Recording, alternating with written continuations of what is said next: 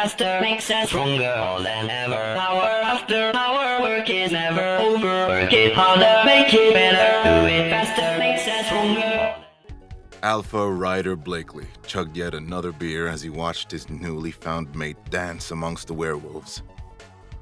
Though he hated this girl, this human intruding on territory that wasn't hers, his wolf couldn't see her as anything but lovely as she danced and laughed with her friend. He had caught and growled at many males who had looked or even dared to try to flirt with his mate. He didn't understand. He didn't want her, but his wolf did. More than anything he'd ever experienced. It's like the feeling itched at the inside of his skin, wanting to crawl out. Just watching her from afar felt wrong. He wanted to be beside her, close to her. He wanted to crawl inside her skin and eat her from the inside out, so that they would never be apart. The effects of the alcohol was finally starting to kick in. At first it didn't register, the two figures pressed so snugly together, but when it did, he saw red. He marched or stumbled over to the two and ripped Mason off of her. "Hey man, what's your problem?" Mason shouted, puffing up his chest. Ryder pierced him with a look that would scare death itself. "Hey, it's cool. See you later, Vera." Ryder, what the heck are you doing?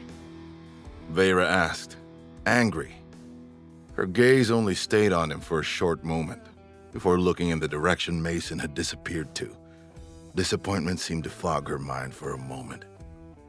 He had no right to be in her business. He hated her, and would be enraged at just the sight of her. So why was he approaching her now? Because she was having fun?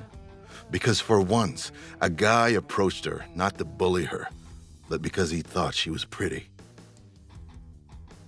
"You shouldn't be messing with other guys," Ryder roared. Swaying unsteadily on his feet, his gray gaze unfocused and his booming voice drawing the attention of the people around them. "You stay away from other guys. You're mine," he hiccuped. Vera looked at him utterly confused. What? "You're my mate."